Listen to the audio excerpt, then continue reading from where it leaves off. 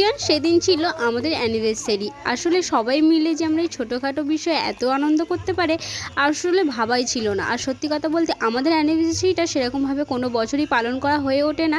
আর সেদিনকে আমার বড়মশাইয়ের কী হয়েছিল জানি না, হঠাৎ করে আমার জন্য একটা কেক এনেছিল রাত 11টার সময়, আর একটা গিফটও এনেছিল। অবশ্যই সেই গিফটটা তোমাদের সঙ্গে শেয়ার করব। আর এখানে দেখো, এখন কিন্তু কেকটা কেটে এখনও উদযাপন করছি, যেহেতু আমরা কোনো দিনও মানে আমার অ্যানিভার্সারিটা কোনো বছরই আমি কেক কেটে পালন করিনি। হ্যাঁ, বার্থডে করা হয়েছিল কিন্তু কোনোদিনও অ্যানিভার্সারিটা করা হয়নি। আর এবছরে আমার বর এই গিফটটা আমাকে দিয়ে আর এই কেকটা আমাকে কেটে আমরা সেলিব্রেশন করেছি, ঘরের মধ্যে ছোট্ট করে একটা সেলিব্রেশন করেছি। আর সবাই খুবই আনন্দ করেছে। আর ওর কটা বন্ধু এসেছিলো।